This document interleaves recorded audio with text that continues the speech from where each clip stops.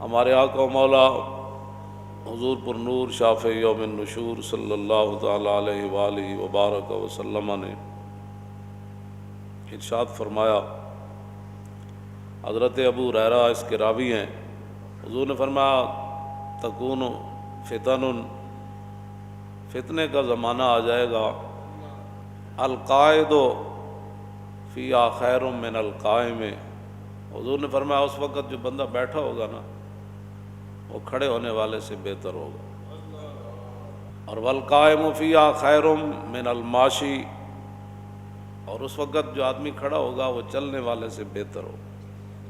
اور والماشی فیہا خیر من الساعی، حضور نے فرمایا اس وقت جو چل رہا ہوگا وہ بہتر ہوگا اس سے جو دوڑ رہا ہوگا۔ حضور نے فرمایا جو ان فتنوں کی طرف جھانکے گا نا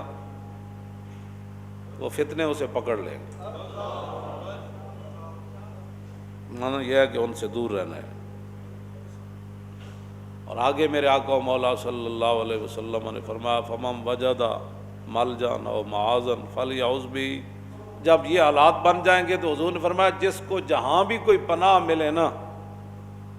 کوئی ٹھکانہ ملے، کوئی امن کی جگہ ملے،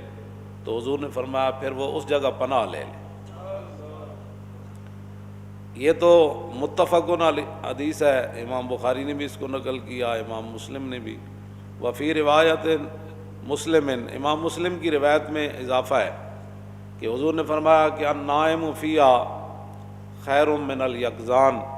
حضور نے فرمایا اس وقت آدمی جو سویا ہوا ہوگا نا وہ جاگنے والے سے بہتر ہوگا۔ یہ ان الفاظ کا اس کے حدیث کے اندر اضافہ ہے۔ تو معنی یہ ہے کہ فتنہ ہی ہوتا ہے، وہ جس انداز میں بھی ہو۔ آدم علیہ السلام کے زمانہ اقدس سے لے کر قیامت تک یہ جو ابھی 1 بجنے والا ہے سامنے والی گھڑی میں 1 منٹ اس میں رہتا ہے، یہ دوبارہ قیامت تک یہ وقت لوٹ کر واپس نہیں آئے گا۔ تو معنی یہ ہے کہ آج کوئی نئے فتنے تو ہوئے نہیں، نئی بیماریاں تو ہوئی نہیں، لیکن حضور نے فرمایا نا کہ اس طرح فتنے یکدم بندہ مفتون نہیں ہوتا، فتنوں میں مبتلا۔ تورد الفتن علی القلوب کالحصیر عودا عودا، حضور نے فرمایا جس طرح یہ چٹائی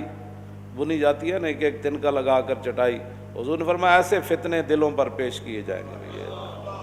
ایسے فتنے پیش کیے جائیں گے۔ اور میرے آقا نے فرمایا کہ جو ان فتنوں کو قبول کرے گا تو نکتت فیہ نکتۃ سودا، پھر جیسے جیسے وہ فتنوں کو قبول کرے گا اس کے دلوں پر سیاہ نقطے پڑنا شروع ہو جائے گا، اور اگر وہ دل انکار کر دے، حضور نے فرمایا انکار کر دے کہ مجھے سے کیا غرض ہے، اور جی فلاں آیا کر رہے ہو، فلاں آیا کر رہے ہو، تو انہوں نہیں پتہ زمانہ کدھر چلا گیا، انہوں نے کہا جاؤ ہے زمانہ جدھر بھی جاوے تو خدا کا یہی ہے۔ حضور نے میرے آقا نے فرما دیا، بات ختم ہے۔ تو حضور نے یہ بات فرما دی۔ حضرت عمران بن حسین، صاد کے ساتھ یہ حسین ہے، سین کے ساتھ نہیں، یہ صحابی ہے، تو ان کے سامنے ذکر ہوا کہ حیا بڑی اچھی چیز ہے، تو ایک آدمی کہنے لگا کہ بعض حیات بزدلی کی وجہ سے ہوتے ہیں، بندہ حیادار نہیں ہوتا، ڈرتا ہے۔ تو آپ جلال میں آ گئے، فرمایا جب رسول اللہ نے فرما دیا الحیاء خیر کلہ، حضور نے فرمایا حیا جس صورت میں بھی ہو وہ خیر ہی خیر ہے، تو یہ کیا بات کر رہا ہے،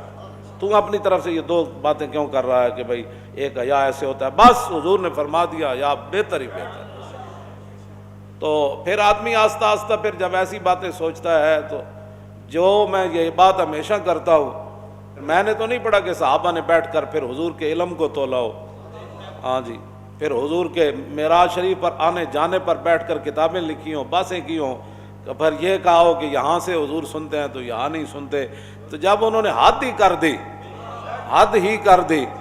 تو اس کے بعد تو بعد میں پھر لوگ آ گئے، پھر لوگوں کو اپنے علم کا خمار چڑھا، کئیوں کو اپنے تقوی کے خمار چڑھے، کہ جب رسول اللہ کی اس زندگی مبارک جو ہے وہ ہمارے لیے نمونہ ہے، جس طرف سے بھی کوئی دیکھے گا نور ہی نور ہوگا۔ ہاں جی، جس طرف سے بھی وہ دیکھے گا وہ جناب اس کے لیے ہدایت ہی ہدایت ہوگی۔ تو جب رسول اللہ کی ظاہری حیات میں بہت سارے معاملات ہوئے، فاروق اعظم رضی اللہ تعالیٰ عنہ کے دور میں آگ ظاہر ہوئی، وہ بڑھنے لگی اس طرح، تو حضرت فاروق اعظم نے حضرت تمیم داری کو فرمایا جاؤ اس آگ کو روکو۔ تو کہا جی میں کیا کر سکتا ہوں؟ فرمایا تو ہی تو روک سکتا ہے اس کو۔ تو حضرت تمیم داری گئے، انہوں نے وہ سوٹا اٹھایا اور آگ کو ایسے آگے لگایا جیسے ریوڑ کو آگے لگایا جاتا ہے، اور آپ اس آگ کو ریوڑ کی طرح دھکیل کر لے گئے پیچھے۔ آپ کے ڈنڈے کو دیکھ کر آگ پیچھے مڑ گئی۔ تم آیا نہ ڈرتے ہو کیوں بد نصیبہ۔ تو آپ اس غار کو، اس آگ کو اکٹھا کر کے غار میں لے گئے اور غار کے اندر داخل کر کے باہر تشریف لائے۔ حضرت عمر فرماندے ہوندے سن، فرمایا جس نے تمیم داری نو ویکھیا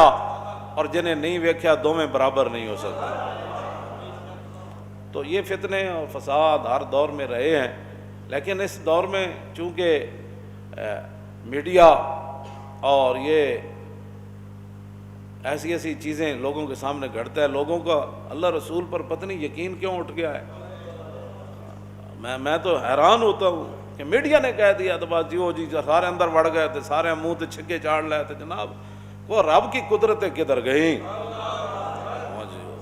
رسول اللہ نے جو فرمایا وہ کدھر گیا، اور حضور کا وہ دین کدھر گیا، وہ قرآن کدھر گیا، وہ شفا کدھر گئی، وہ رحمت کدھر گئی، وہ حضور کی مبارک دعائیں کدھر گئیں؟ ہاں جی، کہ تم اگر کسی مصیبت زدہ کو دیکھ کر یہ دعا پڑھ لو گے تو تمہیں وہ مصیبت نہیں لگے گی، وہ بیماری نہیں لگے گی۔ بس انہوں نے کہہ دیا تو بس ٹھیک ہے جناب، پوری قوم جناب مسجدیں بند کر دو، یہ کر دو، وقفے سے کھڑے ہو جاؤ۔ بھائی رب تو رب ہے۔